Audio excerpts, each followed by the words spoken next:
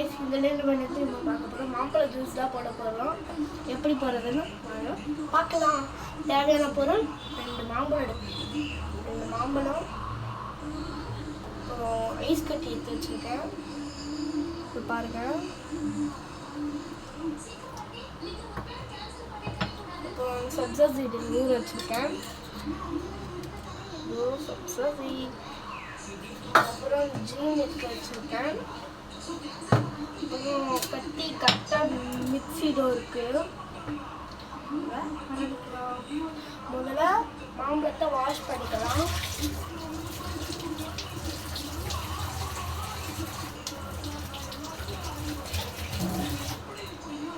நல்லா வாஷ் பண்ணியாச்சு. முதல்ல இந்த இடம் இருக்கு பார்த்தீங்களா, இந்த இடத்த முதல்ல வெட்டிடலாம்.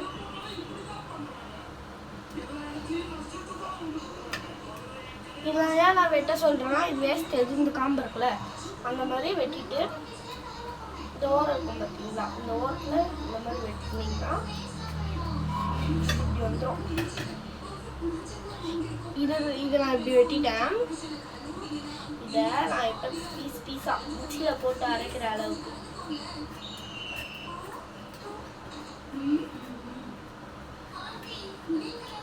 நான் வந்து இது யூஸ் பண்ணுறதுக்கு பெரிய ஜார் தான் யூஸ் பண்ண போகிறேன்.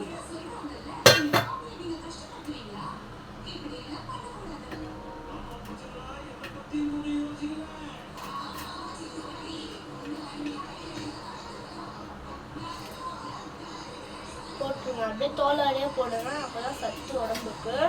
சின்ன குழந்தைங்களுக்கு அந்த ஜூஸ் சாப்பிட சொல்லிட்டு, சின்ன குழந்தைங்களுக்கு இந்த ஜூஸ் நமக்கு ரொம்ப பிடிக்கும், விரும்பி சாப்பிடுவாங்க. நான் வந்து என் தம்பிக்காக நான் செய்கிறேன் guys. இப்போ தேவையான அளவு எடுத்து வச்சுருந்தேன்ல, பால் முக்கியமாக தேவை. நான் பால் எடுத்து வச்சுருக்கேன், அதை உங்களுக்கு சொல்லவே இல்லை. இப்போ இந்த மாம்பழத்தெல்லாம் மிக்ஸி ஜாரில் போட்டுக்கலாம். அதை ஓரமாக வச்சுட்டு மிச்சத்தையும் எடுத்துக்கலாம்.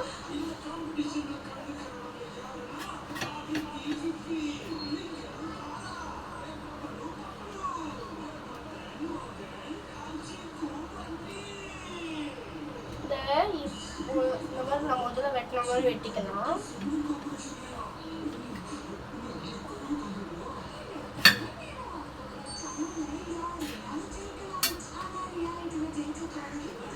மாம்பழம் ரொம்ப கொலன்னு என் தம்பி வாங்கி வந்துட்டான். நான் வந்து நல்லா கொஞ்சம் பழமாக காயாக வாங்கி வர சொன்னேன். ஏன்னா அப்போ மிக்சியில் போட்டு அரைக்க முடியாது. ஏன்னா இது நம்ம வெட்டும் போது அப்படியே தூளாக வந்துடும்ல, அதனால தான் அவனை நான் பீஸாக வாங்கி வர சொன்னேன். அவனா ரொம்ப பழமாக வாங்கி வந்துட்டான் கொலன்னு. பாருங்க, நான் வந்து 4 கிலோ 150 கிராம் வாங்கினேன். ரொம்ப அருமையாக இருந்தது. நான் அப்படியே ஜூஸ் போடாத மாம்பழத்தை சாப்பிட்டு பார்த்தா ரொம்ப அருமையாக இருக்குது.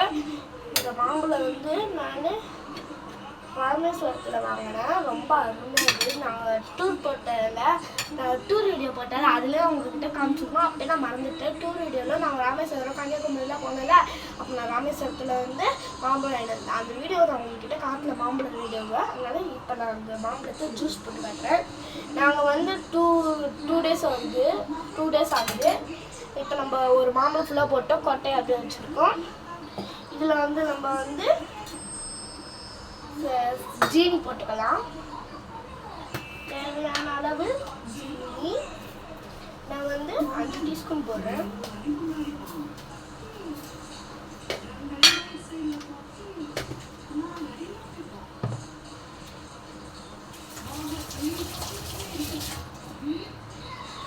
அப்புறம் வந்து பால் ஊற்றிக்கலாம். சுடு பால் நான் எத்தனை சுட வச்சுருந்தேன், சூடாக தான் இருக்குது.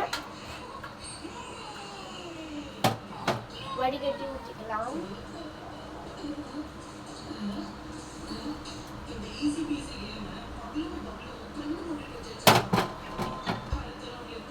ஊற்றிட்டேன். இப்போ நான் வந்து ஜீனி நிறைய போட்டிருக்கேன். இப்போ நம்ம வந்து இதை அரைச்சிடலாம்.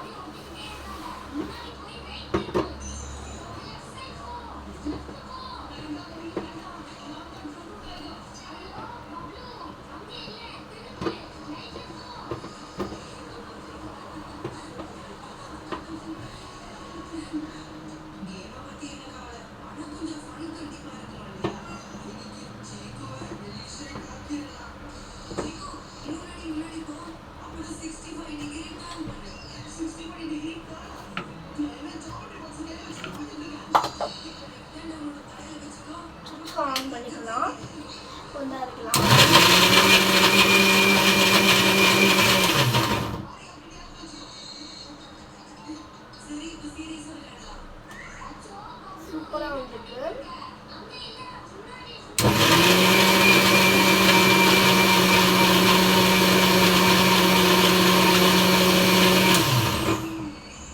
சூப்பராக வந்துருக்கு கைஸ். நம்ம கிளறி பார்க்கலாம். நைஸாக வந்துருக்கு, சூப்பராக இருக்கும். நம்ம வந்து லைட்டாக வாட்டர் ஆட் பண்ணிக்கலாம். வாட்டர் லைட்டாக தான் ஆட் பண்ணணும். இது நான் ஃபுல்லாக தான் ஊற்ற போகிறதில்ல, லைட்டாக தான் ஊற்ற போகிறேன். அவ்வளோதான், ஊற்றிட்டோம். இப்போ நம்ம மூடி அரைச்சிக்கலாம். அந்த சப்ஜா சீடும் அப்புறம் அந்த ஐஸ் கட்டியும் கம்மிச்சா கடைசியாக தான் போடணும்.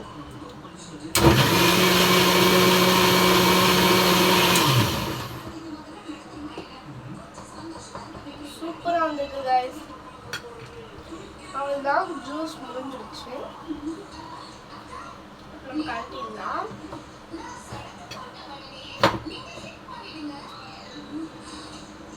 இப்போ நம்ம வந்து சாஃப்ட் எடுத்து மிக்ஸி ஜாரை வச்சிடலாம்.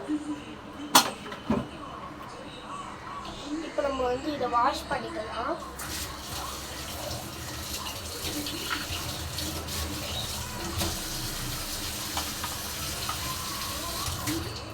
இதை வந்து நம்ம ஒரு பாத்திரத்தில் ட்ரான்ஸ்ஃபர் பண்ணிக்கலாம்.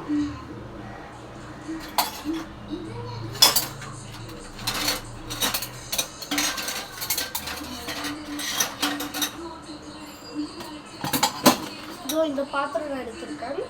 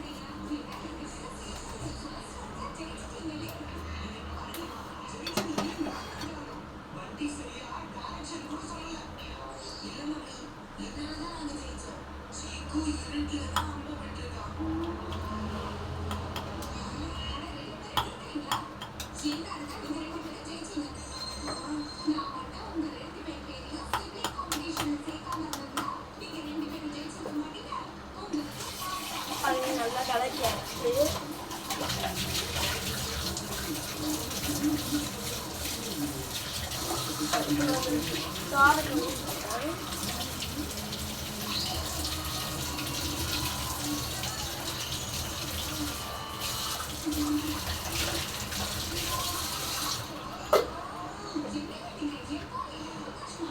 நம்ம வந்து இதை தொட்டியில் போட்டுக்கலாம்.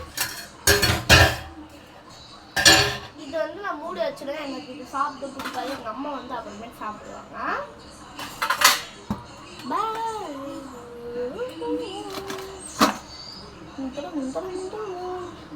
பாருங்க, ஜூஸ் அருமையாக வந்திருக்கு, காட்டுறேன். அது கொஞ்சம் பார்க்க ஒரு மாதிரி தான் இருக்கு போனப்பழன்னு.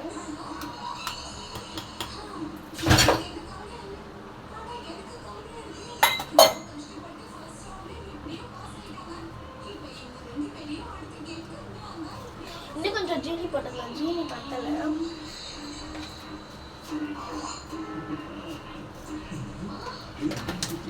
இப்போ நல்லா கலக்கிக்கலாம்.